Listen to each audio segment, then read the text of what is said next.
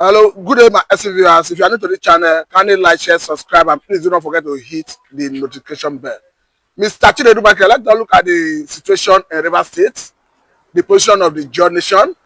Of course, we are seeing different angle to this. We are seeing the Ijaw Youth Council coming out to say we are against this declaration. We are seeing Aside Kubo coming out to say Ijaw is majorly Igbo. He mentioned so many places that you can clearly see that without Igbo, there is no Ijaw. You look at it, this crisis is making the Ijaws to recognize their origin. I think this was the damage that the northern part of the country and the Gowon was able to, impose. I wouldn't say impose, a burden that the South, the so-called South at this moment, was put on, being seen Igbos as their enemies. It was a big burden for the Ijaw people to have brought into the idea because of Nigerian Civil War, of which IBB came out and said, that it wasn't an Igbo coup. And all through this while, the Igbo people have stayed away from their brothers because of this enmity created by the Northerners. And it has lingered for a very long time. But Igbo maintain their own stand.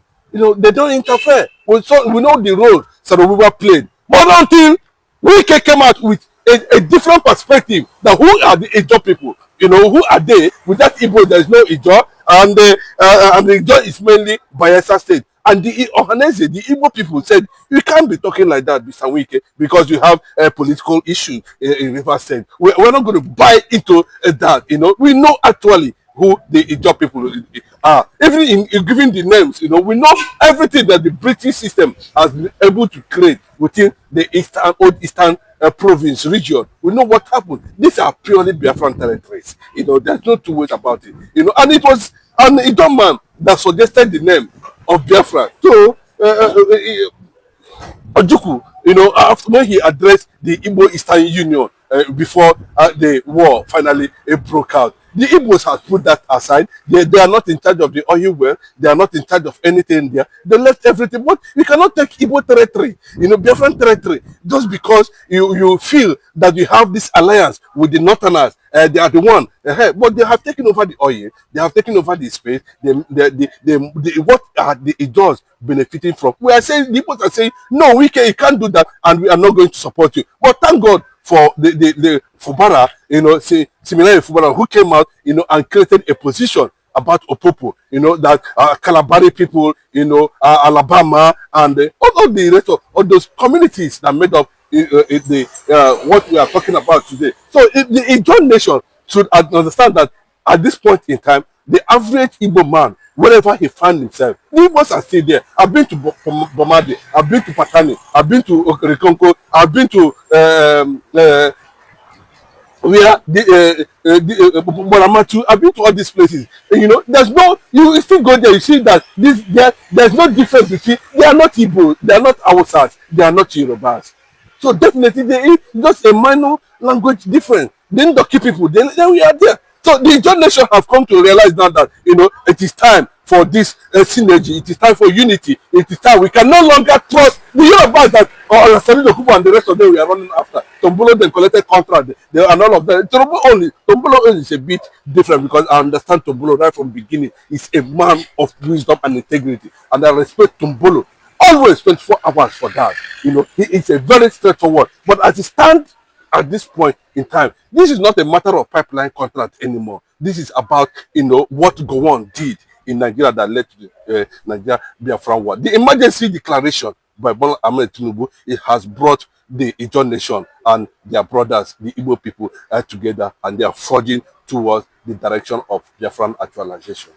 The school author believe that the creation of South was a political strategy to deplete the population of the Igbo and the Igbo region. And apart from that, it was a deliberate act, advised by the British government. But the Ijaw people refuse. I don't want to say the Ijaw, their leaders as at that time that still championing all these things. The Igbo have shown that they can stay without crude oil. Japan has no crude oil. But unfortunately, they met our own brothers, blood, the same water, the same everything, to have this enmity. And the Igbo people stayed on their own and managed their life, even though their properties were being taken. Some of them changed their names, that they don't want to be Igbo again. We've seen it clearly that all these years, for over 50 years now, the Igbo man has never raised his hand against his job brother. What we are saying is that the oppression and suppression of the Yorubas and the Hausas against these people, painting the picture that Igbos are their enemies, making them to understand that Igbos are interested in the crude oil. Why they are the one that is interested in the crude oil, and they keep on making that place devastation, pollution everywhere. But the sister, look at what they have done now. They have imposed state of emergency, and they have appointed somebody from that state again, and they are the river state allocation is going to that man, so that we continue to have access to the resources. The resistance have started. That is just it. The connection, the Bible says they will come together, and it's time for the Jaw people to come together and move Biafran agitation forward. Let us look at this angle, because as people are talking about apprehension in River State, somebody have said it that if this stand, that it may likely have multiplied threats to other parts of the country.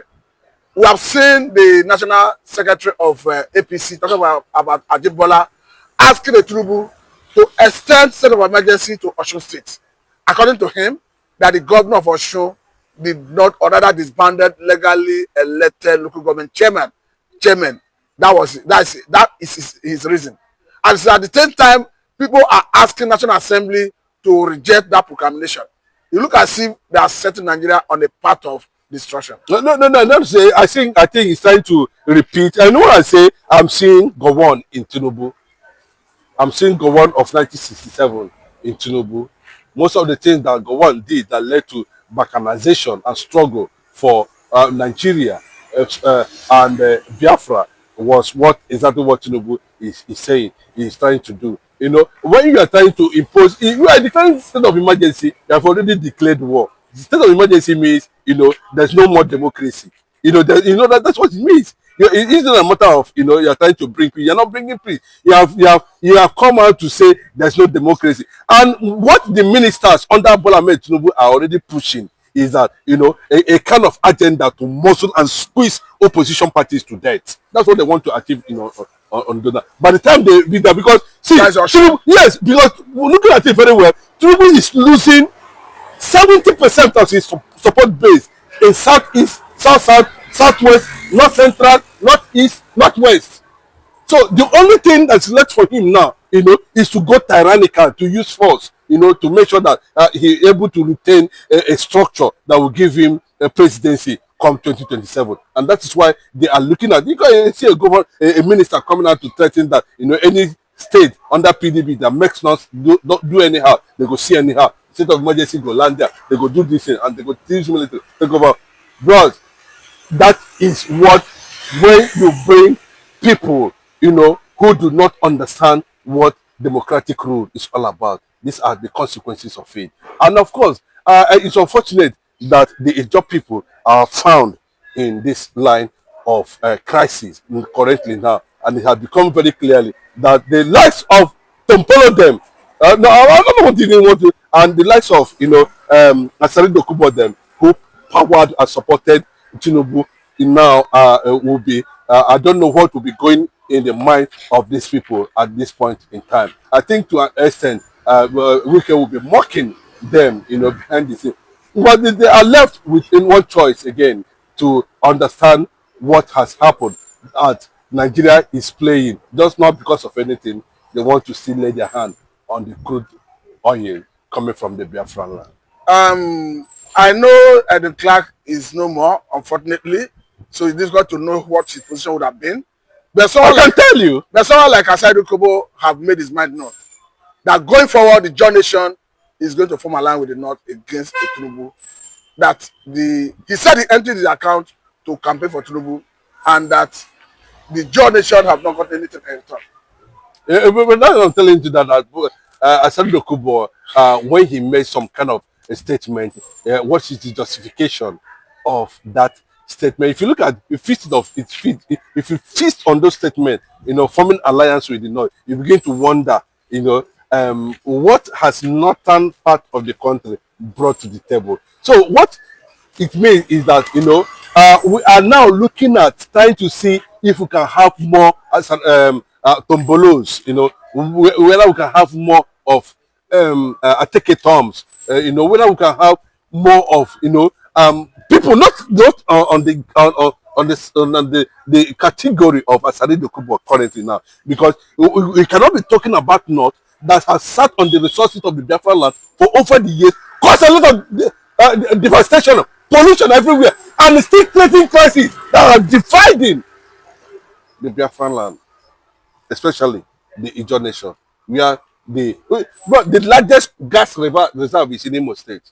So we are not talking about all this. What we are talking about is that if you are continuing to push for a northern agenda in the south and Biafran land, then it means you are seen threatening to be cancerous to the issue of the well-being. Can a northerner now be campaigning that a southerner on the likes of Asari Dokubo should come to the north and buy all the gold there and be mining all the gold and form an alliance with them because of gold in Zamfara, so that they can make one person governor there?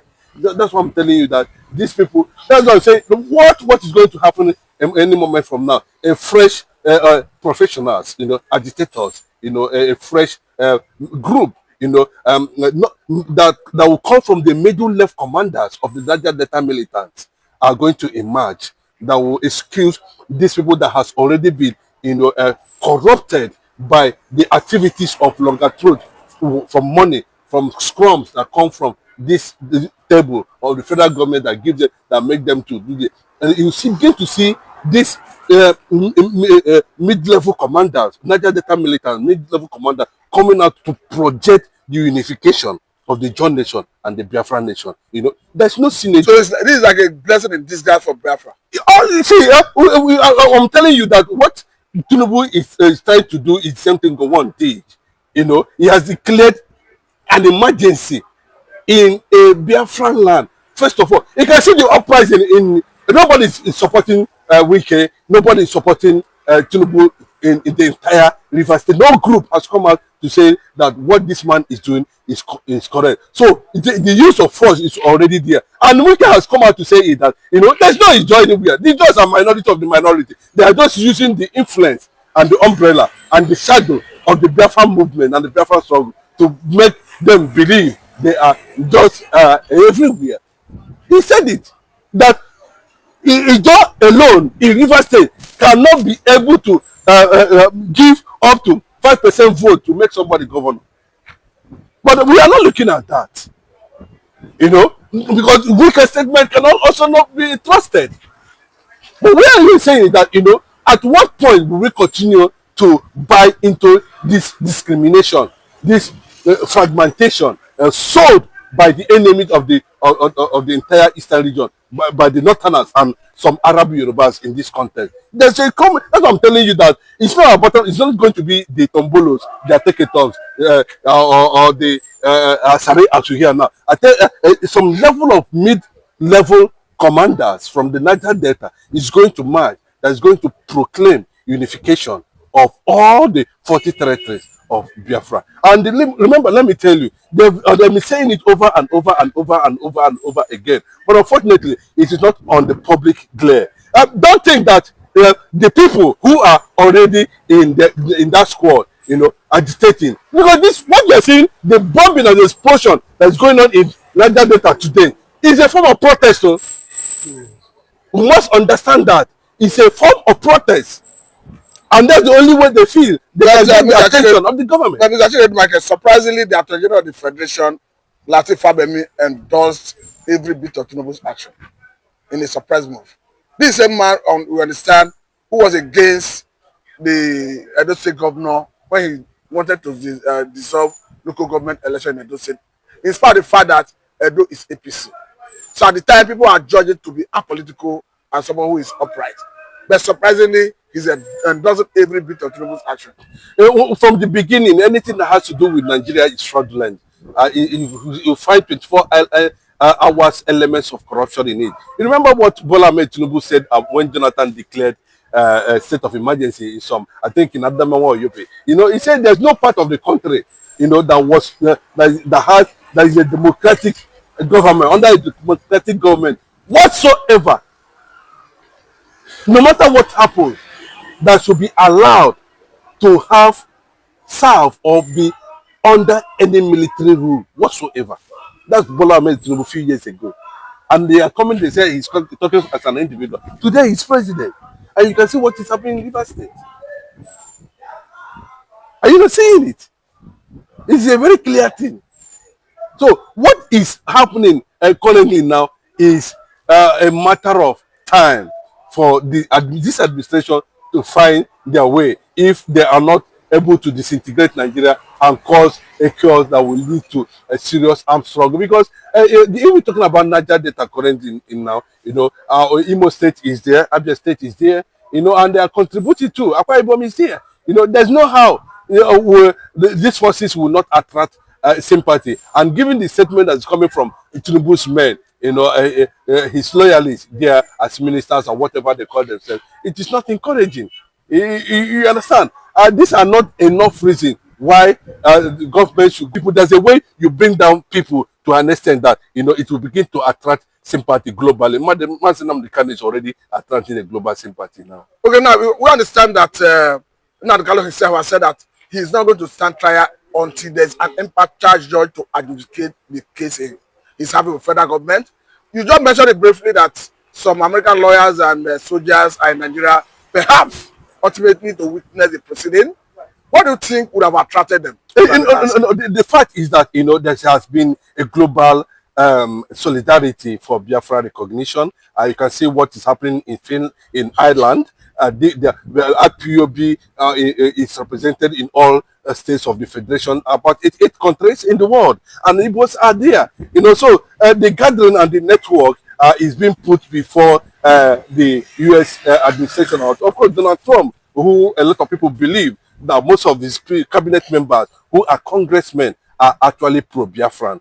On that regard, you know, he has also, to an extent, enjoyed, you know, unlimited relationship, you know, with the first time Donald Trump came in as president. We saw GOP members surrounding Mazin Nnamdi Kanu. Mazin Nnamdi Kanu has played that support and of recognition to the issue of Biafra globally, and that is what the likes of Simon Ekpa, Dr.